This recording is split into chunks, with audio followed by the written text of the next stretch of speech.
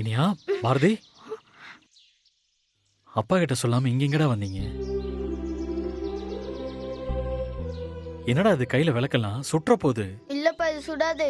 இல்லப்பா, நானும் பாரதியும் அம்மாவுக்கு பிறக்க போற தம்பி பாப்பாவுக்கு ஒன்னும் ஆக கூடாதுன்னு நாங்க சாமி கிட்ட வேண்டிக்கலான்னு வந்தோம். என்ன இனியா இதெல்லாம்?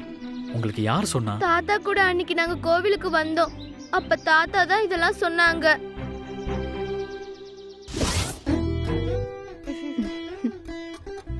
என்ன பயந்துட்டியா? கோயிலுக்கெல்லாம் போய் சாமியெல்லாம் கும்பிட்டுட்டு வந்திருக்க? நான் கோயிலுக்கு போல. கோயிலுக்கு போன அந்த பெரிய மனுஷங்க இவங்க 2 பேரும் தான். என்ன சொல்ற? நானும் அப்பாவும் இங்க நின்று பேசிக்கிட்டு இருந்தோம். திடீர்னு பார்த்தா இவங்க 2 பேரையும் காணோம். சரி, எங்க போனாங்கன்னு தேடி போனா ஹாஸ்பிட்டல் பக்கத்தில் இருக்கிற அம்மன் கோயில்ல இருந்தாங்க. போனவங்க ஒன்றும் சும்மா இல்லை. அந்த கோயில்ல யாரோ கையில விளக்கோட முழங்கால் போட்டு கோயிலை சுத்தி சுத்தி வந்தா வேண்டுதல் நடக்கும்னு சொல்லியிருக்காங்க. உனக்காக இவங்க 2 பேரும் கையில விளக்கோட முழங்கால் போட்டு சுத்தி வந்திருக்காங்க. அம்மா, நாங்க தான் உங்க 2 பேரையும் ஹர்ட் பண்ணிட்டோம். சாரிம்மா. சச்ச, எதுக்கு சாரி எல்லாம்? எனக்காக நீங்க 2 பேரும் இவ்ளோ பெரிய விஷயம் பண்ணிருக்கீங்க. நான் தான் உங்ககிட்ட சாரி கேட்கணும். மா, நான் உங்களுக்காக கோயில வேண்டிக்கல. அப்புறம் யாருக்காக வேண்டிக்கிட்டீங்க? உங்களுக்கு ஒன்னும் ஆகாதுன்னு எங்களுக்கு தெரியுமா. நாங்க வேண்டிக்கிட்டது பிறக்க போற பாப்பாவுக்காக. ஆமாமா, எனக்கு தம்பி பாப்பா வேணும். நான் தம்பிய பத்திரமா பாத்துப்பேன். இல்ல இல்ல, நான் தான் பத்திரமா இல்ல பாத்துப்பேன். இல்ல, நான் தான் பாத்துப்பேன். டேய், அதான் 2 பாப்பா வரப்போகுதுல்ல. ஒன்னு நான் பாத்துக்கிறேன், இன்னொன்னு நீ பாத்துக்கோ. ஓகே? நிஜமாவே உங்களுக்கு பாப்பா வேணுமா? கஷ்டமா இருந்தா இல்லம்மா, எங்களுக்கு பாப்பா வேணும். என்னால நம்பவே முடியல. காலையில வரைக்கும் டாக்டர் குழந்தைய காப்பாத்துறது கஷ்டம்தான் சொல்லிக்கிட்டு இருந்தாங்க. நான் உனக்கு எதுவும் ஆயிடக்கூடாதுன்னு தான் வேண்டிக்கிட்டு இருந்தேன். டாக்டர் 2 பேரும் நல்லா இருக்கீங்கன்னு சொன்னப்போ என்னால நம்பவே முடியல. நம்ம பிள்ளைங்களோட பிரேயர் தான் உன்னையும் பிறக்க போற பாப்பாவையும் காப்பாத்திருக்குன்னு நான் நம்புறேன்.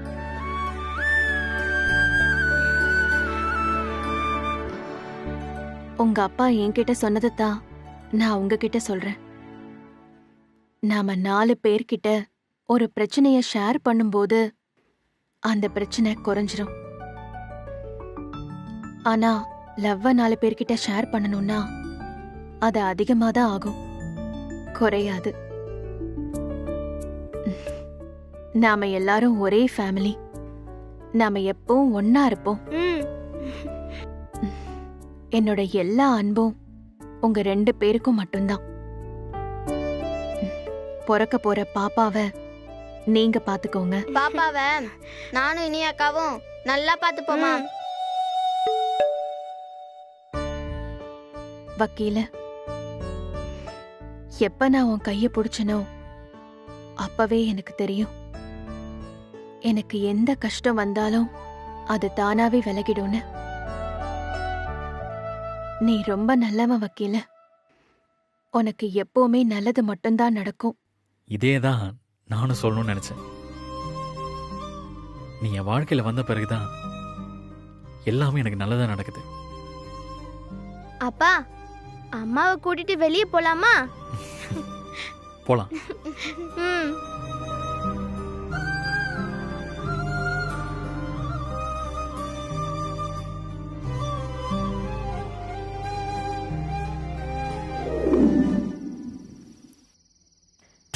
சரி, என்னென்னமோ நடக்கும்னு நினைச்சோம், இப்படி ஆயிடுச்சு.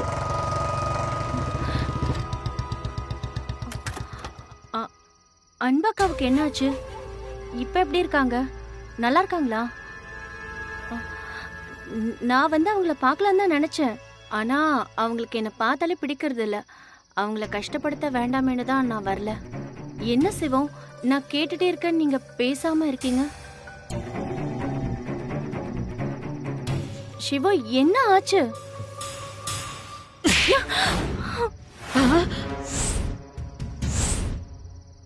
ஏய், என்னடா இது? வயசுல பெரியவங்கன்னு பாக்குறேன், இல்லன்னா உங்களுக்கும். உன்னால எப்படி இதை பண்ண முடிஞ்சது? சிவா, நான் என்ன பண்ண? இப்ப என்ன எதுக்கு அடிச்சீங்க? என்ன நீ என்ன பண்ணியா? நீ என்ன பண்ணனு உனக்கு தெரியாது? ச்சே, நான் உன்னை எவ்வளவு உயர்வா நினைச்சிருந்தேன். நீ இவ்வளவு மட்டமா நடந்துப்பன்னு நான் எதிர்பார்க்கல. சிவா, பேசாத. ச்சே.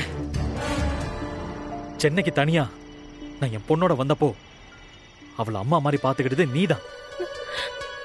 அந்த நன்றி கடன் எனக்கு இன்னும் இருக்கு. அந்த ஒரே காரணத்துக்காக தான் நீயும் உன் பாட்டியும் இன்னும் உயிரோட என் முன்னாடி நிக்கிறீங்க. இல்ல, அவளும் உன்ன மாதிரி ஒரு பொண்ணுதானே. அந்த 2 சின்ன உசுரையும் அழிக்க உனக்கு எப்படிதான் மனசு வந்துச்சு? உன் கல்யாணம் நின்னதும் நான் அன்புவை கட்டிக்கிட்டதும் திட்டம் போட்டு நடந்தது இல்ல. அதுக்காக உங்ககிட்ட நான் 1000 தடவை மன்னிப்பு கேட்டுட்டேன். உனக்கு சரவணனை கட்டி வைக்க நான் தயாரா இருந்தேன். ஆனா நீ சரவணனை கட்டிக்கிட்டு இந்த வீட்டுக்குள்ள வந்து எங்களை அழிக்கணும்னு நினைச்சிருக்க. உன் வாழ்க்கை போனாலும் பரவாயில்ல, எங்களை அழிக்கிறது தான் உன் நோக்கமா இருந்திருக்கு. எங்களுக்கு எதிராக எங்க பிள்ளைங்களை தூண்டி விட்ட, என்னென்னமோ பண்ண. அதெல்லாம் எனக்கு தெரியாதுன்னு நினைச்சிட்டு இருக்கியா? ஏதோ கோவத்துல பண்ற, கொஞ்ச நாள்ல சரியாயிடும் நினைச்சேன். உனக்கும் சரவணனுக்கும் கல்யாணம் ஆனா நீ எங்களை புரிஞ்சுப்ப நினைச்சேன். ஆனா நீ மாறவே இல்லை. ஆனா நீ எனக்கு எப்ப கெட்டது நினைச்சாலும் எனக்கு நல்லதா தான் முடிஞ்சிருக்கு. உன் கூட என் கல்யாணம் நின்னதுனாலதான் அன்பு எனக்கு கிடைச்சா. இன்னைக்கு நீ பண்ண வேலையாலதான் பசங்க 2 பேரும் பிறக்க போற குழந்தைய ஏத்துக்கிட்டாங்க. சரவணனை கல்யாணம் பண்ணி அவன் வாழ்க்கையை அழிக்கணும்னு நினைச்சேன். ஆனா சரவண மலர கல்யாணம் பண்ணிக்கிட்டான். போதும், இதுக்கு மேலையும் நாங்க இங்க இருக்க விரும்பல. இனிமேலாவது நீ உன்னை பத்தி யோசி, ஒரு நல்ல வாழ்க்கையை அமைச்சுக்கோ. இந்த வன்மத்தையும் விரோதத்தையும் மனசுக்குள்ளேயே சுமந்து அவங்கள அழிக்க முடியுதோ இல்லையோ, உன் வாழ்க்கை அழிஞ்சிரும். சிவம், இங்க பாரு, நீ வார்த்தையால மன்னிப்பு கேட்காத, இல்ல. வாழ்ந்து காட்டு. சிவம், ஒரு நிமிஷம், நான் சொல்றத கேளுங்க.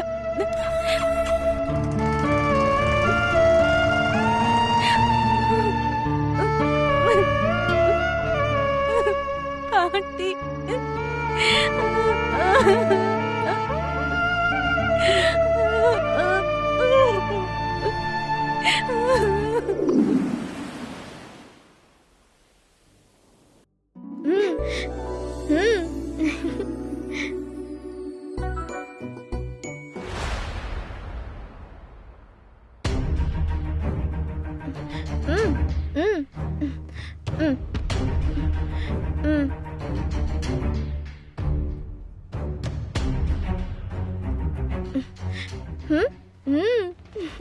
சூப்பர். ஏற்கனவே பண்ண அதே ஆள் மாறாட்டத்தை பண்ணி என்னை மறுபடியும் முட்டாளாக்க பாக்குறீங்களா? அன்பு, உன் முகத்திரையை நான் கிழிக்கிறேன்.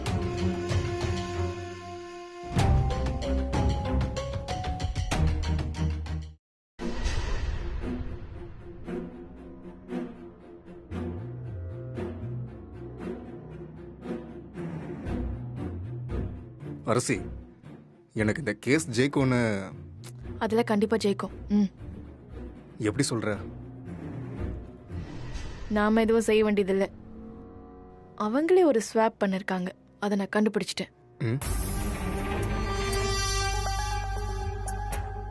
யோ, இன்னைக்கு என்னையா நடக்க போகுது? யோ பொரியா, எல்லாம் நாம நினைச்ச மாதிரி தான் நடக்கும். அப்படியா? யோ, எனக்கு என்னமோ இன்னைக்கு அவங்களுக்கு சாதகமா நடக்க போற மாதிரி தோணுது. சூப்பர்யா, உனக்கு எது தோணினாலும் தப்பாதான் தோணும். அவங்க ஜெயிக்க மாட்டாங்கன்னு உனக்கு தோணுச்சா? கண்டிப்பா நாம தான் ஜெயிப்போம். யோ, இந்த ஓவர் கான்பிடென்ட் ஆவாதியா, பாத்துக்கோ. கம்முனியா.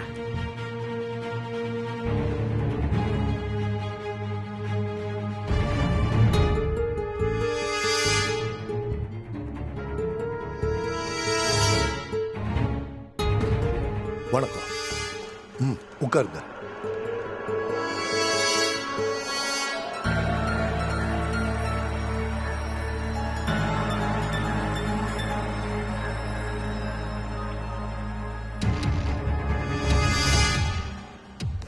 நான் மதுரையில இருந்து ப்ரமோஷன் ஆகி சென்னைக்கு வந்தாலும் மதுரையில நடந்த அதே கேஸ் தொடர்ந்து இங்கேயும் வருது. அம்மா அரசே வாங்க. சிவா நீங்களும் வாங்க. Yes your honour.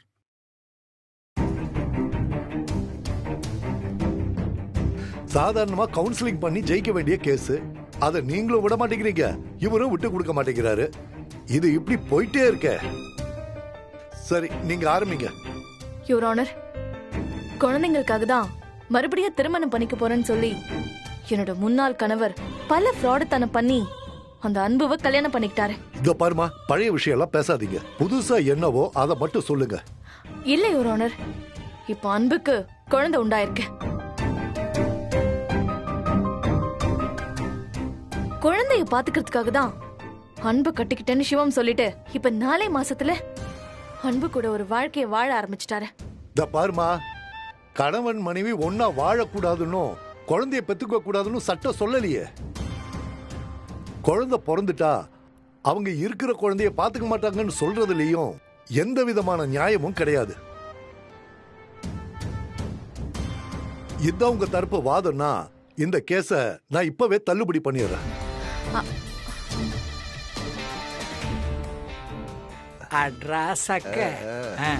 இல்ல இல்ல யுவர் ஆனர், நான் இந்த கேஸ்ல 2 பேரை விசாரிக்க விரும்புறேன். என்கிட்ட வளர்ற ஓவியாவையும் சிவம் கிட்ட வளர்ற இனியாவையும் நான் ஒரே நேரத்துல விசாரிக்க விரும்புறேன். அம்மா, குழந்தைங்க கிட்ட விசாரிக்கிறதுக்கு இதுல என்ன இருக்கு? இருக்கு யுவர் ஆனர். சரி, ஓவியாவையும் இனியாவையும் கூப்பிடுங்க. ஓவியா, ஓவியா, ஓவியா, இனியா, இனியா, இனியா. ஒன்னும் இல்லடா, போ.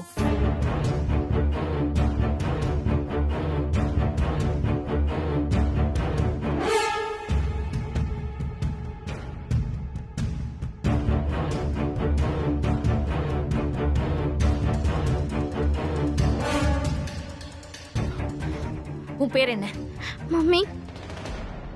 என்ன நீ மம்மின்ல கூப்பிடக்கூடாது. கேட்ட கேள்விக்கு மட்டும் ஒழுங்கா பதில் சொல்லு.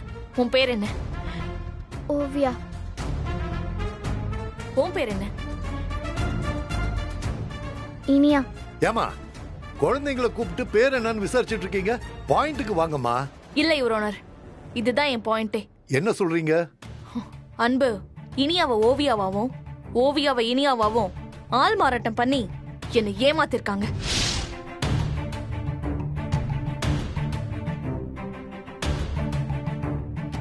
ஏமா, அதுக்கு இந்த வழக்குக்கு என்னமா சம்பந்தம்? இல்ல யுவர் ஆனர், பொய் சொல்றதுக்கும் ஆள் மாறாட்டம் பண்றதுக்கும் குழந்தைங்கள பகடக்காயா யூஸ் பண்ணிருக்காங்க. அத நீங்க தான் கண்டிக்கணும் யுவர் ஆனர்.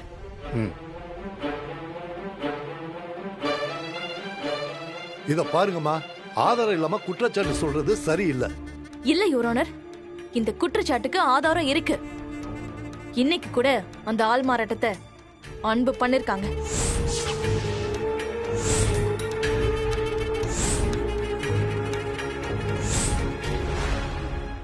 சிவம், என்னப்பா இதெல்லாம்? இல்ல யுவர் ஆனர், அவங்க ஏதோ தப்பா சொல்றாங்க. யுவர் ஆனர், என்னால அதை ப்ரூவ் பண்ண முடியும். ஏமா, எதுக்காக அவர் அப்படி பண்ணணும்? இன்னைக்கு கோர்ட்ல ஆள் மாறாட்டம் பண்ணி இனியாவ ஓவியாவா மாத்தி அம்மாவை பிடிக்கல, என் கணவர் ராஜசேகர பிடிக்கலன்னு சொல்லி அவங்க பக்கம் 2 குழந்தைங்களையும் கஸ்டடிக்கு கொண்டு வந்துடணும்னு இந்த ஏற்பாடு அவங்க பண்ணிருக்காங்க. யுவர் ஆனர், என் மேல அபாண்டமா பழி போடுறாங்க. யுவர் ஆனர், எல்லா வழக்குகளையுமே கோர்ட்டுக்கு வெளியில முடிக்கக்கூடிய ஆளு ஒரு வழக்குக்காக எந்த எல்லைக்கும் போகக்கூடிய ஆள்னு அது உங்களுக்கே நல்லாவே தெரியும். சிவம், உண்மையிலேயே நீங்க இந்த மாதிரி ஏதாவது குற்றம் பண்ணி இருந்தீங்கன்னா குழந்தைங்களை அம்மா தான் வளர்க்கணும்னு நான் தீர்ப்பு சொல்லிடுவேன்.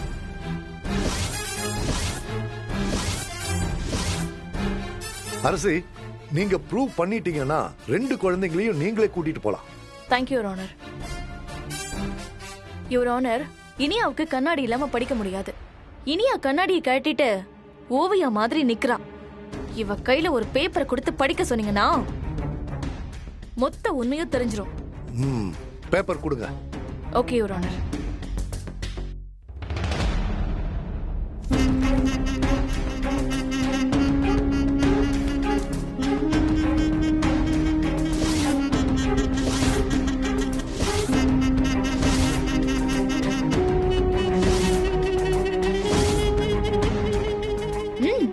படி.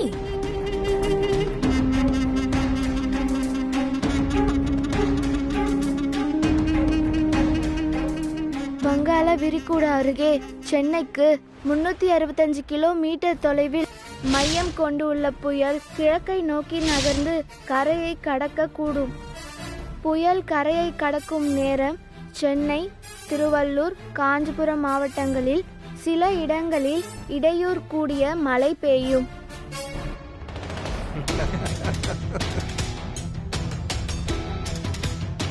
யுவர் ஆனர், இதுல ஏதோ ஒரு சதி திட்டம் இருக்கு. இவ லென்ஸ் ஏதோ மாட்டிருக்கான்னு நினைக்கிறேன். ஏமா, நீ லென்ஸ் ஏதாவது போட்டிருக்கியா? இல்ல சார். ஏய், என்னடி டிராமா போடுறியா? இல்ல மம்மி, நான் நிஜமாவே ஓவியாதான். நீ இனியாதா? எனக்கு நல்லா தெரியும். யாரை ஏமாத்த பாக்குற? இல்ல மம்மி, நான் ஓவியா. என்னம்மா விளையாடிட்டு இருக்கீங்களா? யுவர் ஆனர், இவ இனியான்னு நான் ப்ரூவ் பண்றேன். இனியாவோட வலது கையில ஒரு மச்சம் இருக்கும். ஏய், கையை காட்டு.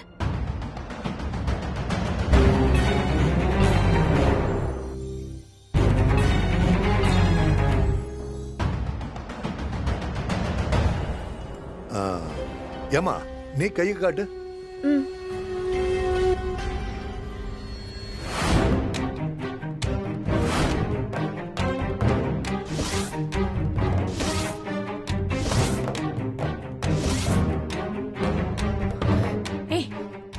நீ எப்படி மச்சத்தை மறைச்ச? யுவர் ஆனர், ஒரு வருடமாவே ஒரு சில பிரச்சனைகள் நடந்துகிட்டு இருக்கு. என்னதான் எனக்கும் அரசிக்கும் பிரச்சனைகள் இருந்தாலும் அவ என் குழந்தைங்களோட அம்மாங்கிறதுனால நான் அவங்கள விட்டு கொடுத்துக்கிட்டு இருக்கேன். இன்னைக்கு அவங்களே ஒரு வழக்கை கொண்டு வந்ததுனால நான் வேற வழி இல்லாம இந்த நீதிமன்றத்தில் ஒரு உண்மையை சொல்ல விரும்புறேன். கடந்த ஒரு வருடமாவே அரசிக்கு மனநல சரியில்லை.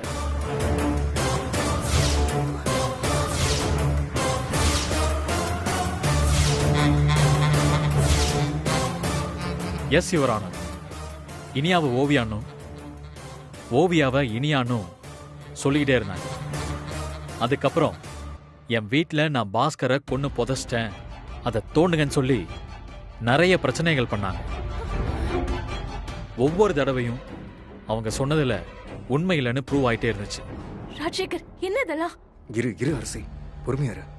இந்த தடவையும் அதே தான் நடந்திருக்கு. இது சரியாயிரும்னு நான் நினைச்சேன். ஆனா இந்த பிரச்சனை இன்னும் மோசமாயிட்டே போகுது. தன்னோட குழந்தைய அடையாளம் கண்டுபிடிக்க முடியாத அளவுக்கு மனநலம் பாதிக்கப்பட்டிருக்காங்க.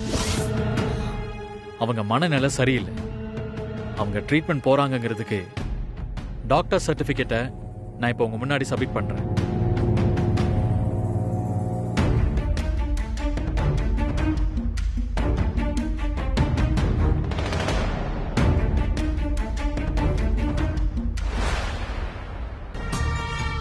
யுவர் ஆனர், நான் இடையில கொஞ்சம் டிப்ரெஷன்ல இருந்தேன்.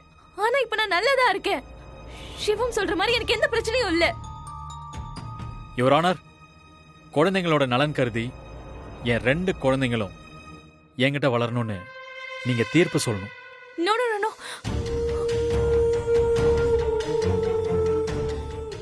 அரசி மனநல எப்ப சரியாகுதோ அப்ப மெடிக்கல் சர்டிபிகேட்டை கொடுத்துட்டு ஓவியாவை அவங்க கூட்டிட்டு போறதுக்கு எனக்கு சம்மதம் தான்.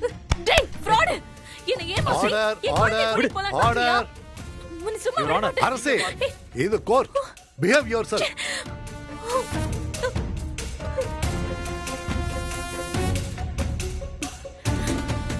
ஏய், என்ன என் குழந்தை பறிச்சிட்டல்ல? உன்னை நான் சும்மா விட மாட்டேன். உன்னையும் தான்.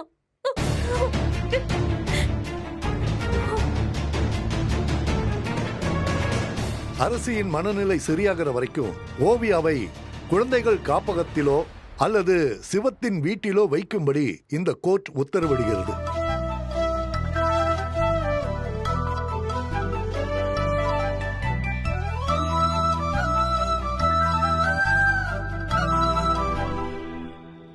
ரொம்ப சந்தோஷமா இருக்கு சிவம்.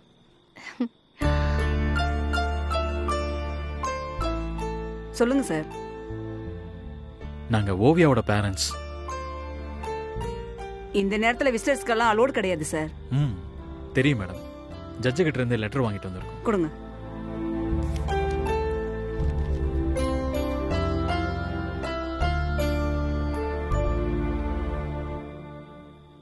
இந்த நேரத்துல எப்படிங்க சார்? ப்ளீஸ் கொஞ்சம் ஹெல்ப் பண்ணுங்களேன். அபிராமி போய் குழந்தைய கூட்டிட்டு வாங்க. ஓவியாவா? ஆமா.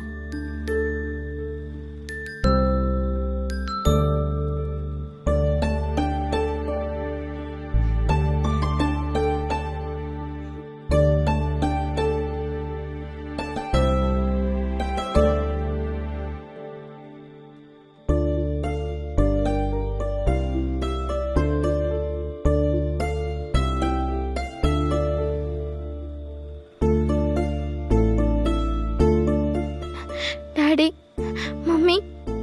என்ன ஓவியா, பயந்துட்டியா? இனிமே நம்ம யாரும் தனித்தனியா இருக்க போறதில்ல.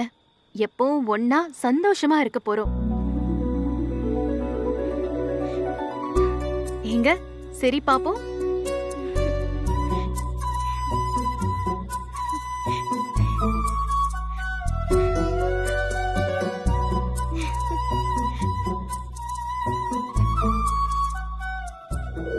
சரி, எல்லாரும் சிரிங்க.